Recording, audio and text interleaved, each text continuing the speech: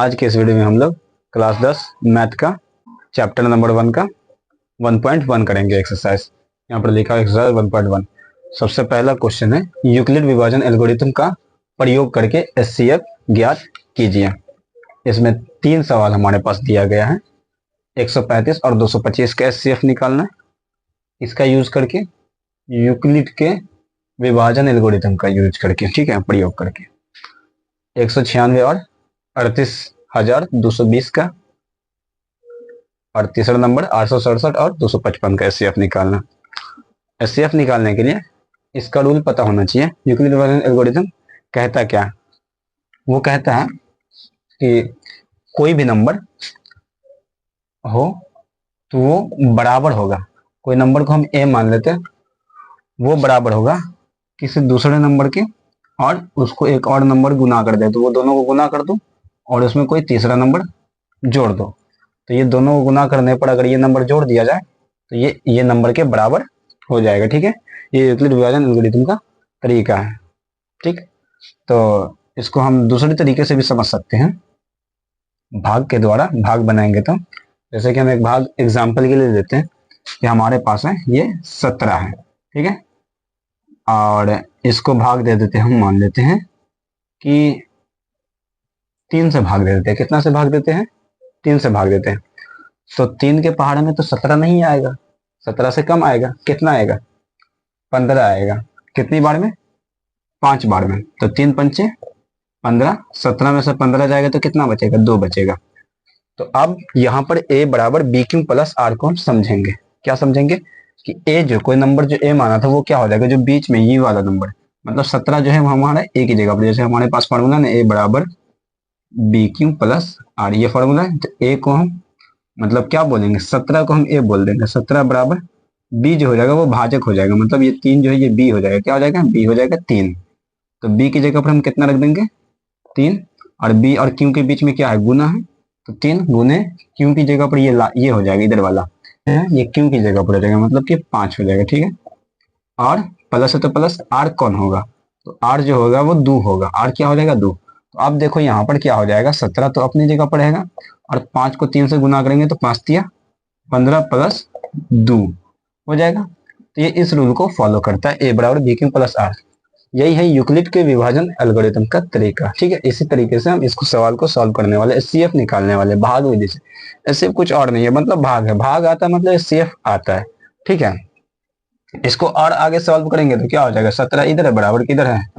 बराबर। अब 15 और 2 इधर भी 17 है, मतलब ये 17 17 के बराबर आ जाता है। यही रूल ये बताता है कि a बराबर कोई नंबर a होगा, वो अगर कोई दूसरे तीसरे नंबर से b और q से आपस में गुना कर दिया जाए और लास्ट वाला नंबर कोई एक हो r, उसको जोड़ दिया जाए तो वो एक a के बराबर आ जाएगा। ठीक है, तो हम सवाल को शुरू करते हैं। तो इस रूल से हम बनाएंगे।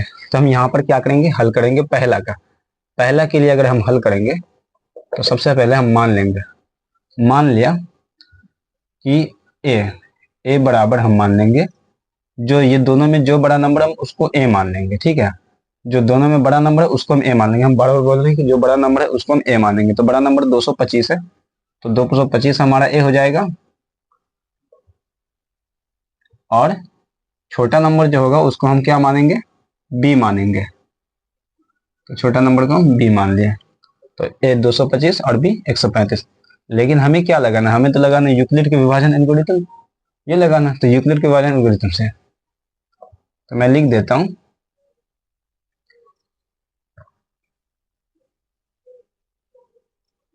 यूक्लिड, वैसे आप लिख लेना यूक्लिड विभाजन एल्गोरिथम का प्रयोग से। ठीक है, लिख देना। मैं डायरेक्ट लिख देता हूँ यूक्लिड विभाजन एल्गोरिथम का तरीका क्या है वो मैं लिख देता हूँ। तो a बराबर बी क्यू प्लस आर, ये।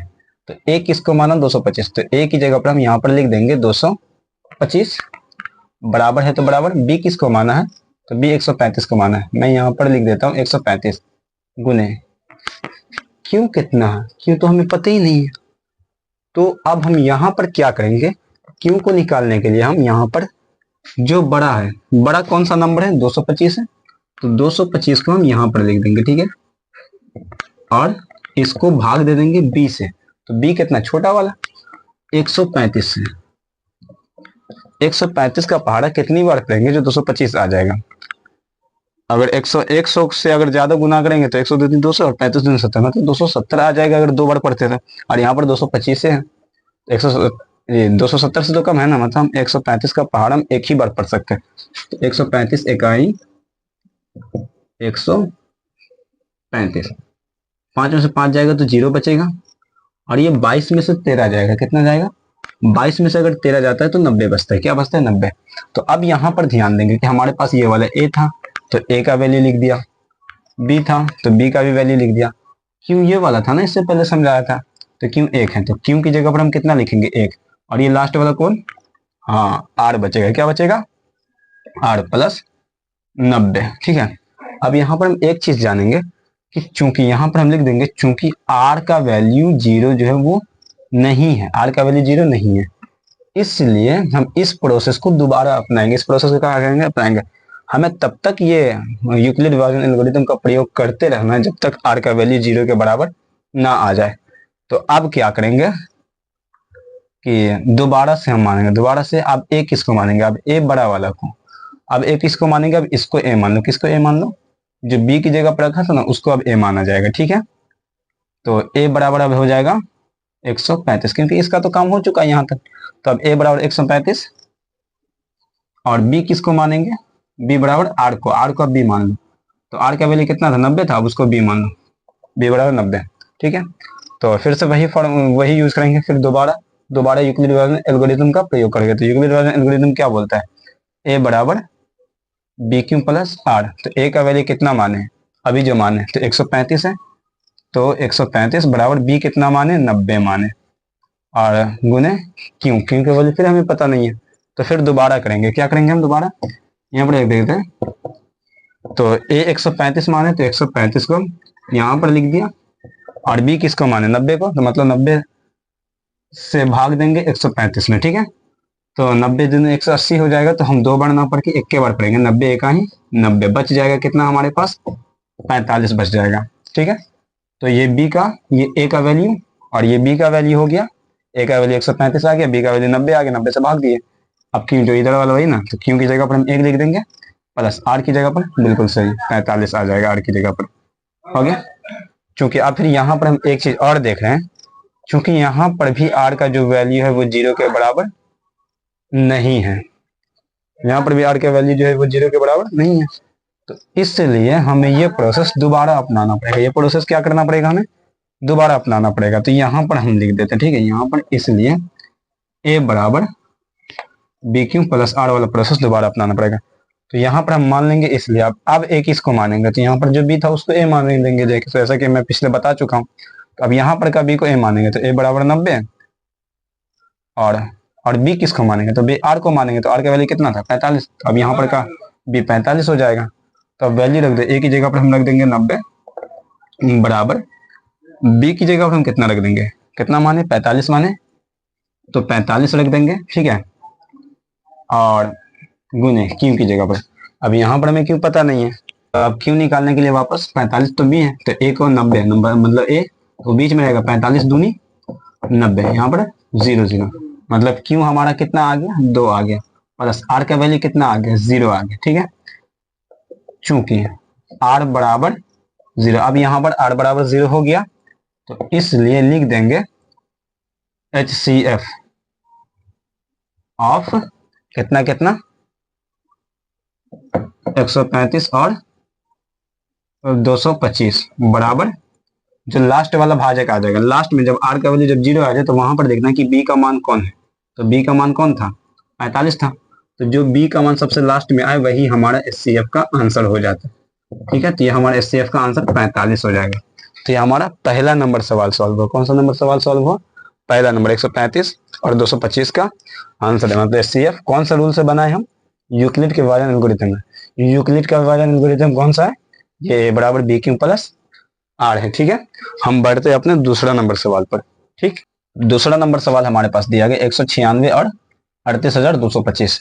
तो अब यहाँ पर जैसा कि मैं पिछले सवाल में बता चुका हूँ इसमें कि जो बड़ा नंबर रहेगा उसको हम क्या मान लेंगे, अब दूसरा का हल करें ना, दूसरा का हल लिख देते हैं हम, तो जो बड़ा नंबर रहेगा उसको हम मान लेंगे ए, तो ए का वैल्यू जो हो जाएगा 38,220, और बी किसको मानेंगे, छोटा वाले को। तो छोटा वाला कौन है, 196, कौन है 196, ठीक है।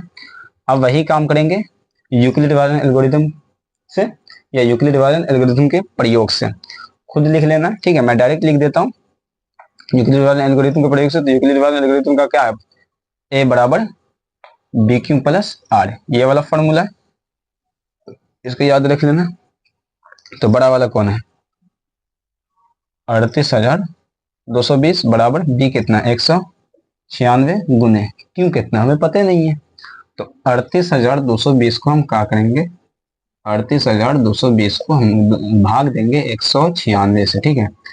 तो 196 का पहाड़ हम कितनी बार पढ़ेंगे, ये लगभग लगभग 200 के आसपास का है ना। 200 में कितना कम है, 4 कम है।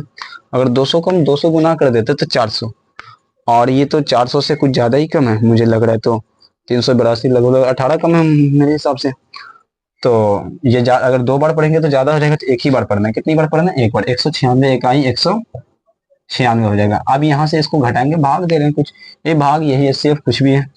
12 में से 6 जाएगा तो 6 बचेगा, 17 में से 9 जाएगा तो 8 बचेगा, और ये 2 में से 1 जाएगा तो 1 बचेगा। अब अगला नंबर तो एक ही पीस उतारते ना। अभी अगर ये जो है, तो अब यहाँ पर हमारे पास आ गया, ए का वैल्यू लिख ही चुके हम, बी का वैल्यू भी लिख दिया, क्यू का वैल्यू इधर वाला होता है ना, तो ये वाला हो जाएगा 1, ठीक है। और प्लस आर का वैल्यू कितना है, आर का वैल्यू तो और भी ज्यादा है, मतलब हमारे पास आर का वैल्यू अभी नहीं निकला है। हम क्या करेंगे कि एक बार और इसको लगाएंगे, देखते हैं, क्योंकि ये तो छोटा ये बड़ा, मतलब ये तो लग जाएगा ना, एक बार और लगा करके देखते हैं। ये लगभग 200 है और ये लगभग 2000 के आसपास है। तो अगर 200, तो 10 बार में तो नहीं लगेगा, कितना बार लगाएंगे, 9 बार लगाएंगे। कितनी बार, 9 बार लगाएंगे। तो 196 को अगर 9 से गुना कर दे तो कितना आता है, 9 छक्के 54 के 4 हासिल 5 हो जाएगा, 9 9 81 और 5 हो जाएगा 86 के 6 हासिल 8 हो जाएगा, और 9 1 9 8 17 हो जाएगा। कितना आ जाएगा 17। अब इसको घटा करके देखते हैं, 12 में से 4 जाएगा तो 8 बचेगा, 15 में से 6 जाएगा तो 9 बचेगा, और ये 0 हो गया, ये भी 0 हो गया, ठीक है। अब ये हो जाएगा, ये वाला 0 उतरेगा, अगला अगला तो उतरेगा। फिर एक बार और लग रहा है, मतलब हमारा ये जो है इससे छोटा आना चाहिए ना, तभी हम आर का वैल्यू लिख पाएंगे, नहीं तो नहीं लिख पाएंगे। तो ये इससे बड़ा है ना, ये 980 तो 196 से बड़ा है। ये लगभग लगभग 200 के आसपास है, और ये 1000 से कम है। तो मतलब अगर इसको अगर हम मान लेते हैं कि अगर हम 5 बार 6 बार पढ़ दे तो ज्यादा पढ़ देंगे, हम 5 बार पढ़ते हैं। कितना बार पढ़ते हैं, 5 बार, हो सकता है लग जाए। और 5 बार पढ़ते हैं तो 5 छक्के 30 के 0 हासिल 3, 5 9 45 और 3 48 के 8 हासिल 4, 5 1 5 और 4 9। हाँ, फाइनली यहाँ पर पूरा का पूरा लग गया। अगर घटाते हैं तो ये हमारा 0 0 बच जाता है। तो यहाँ पर ए का वैल्यू 38,220 हो जाएगा, ठीक है। बी का वैल्यू 100 क्या 96 हो जाएगा, और क्यू का जो वैल्यू है वो हमारे पास 195 होगा। कितना होगा 195, और प्लस आर का वैल्यू कितना कितना आ गया 0 आ गया। तो हम यहाँ पर लिख देंगे चूंकि आर बराबर 0, इसलिए अंतिम भाजक क्या लिख देंगे, अंतिम भाजक ही 196 और 38,220 का HCF होगा। और अंतिम भाजक कौन है, अंतिम भाजक तो ये है ना, भाजक मतलब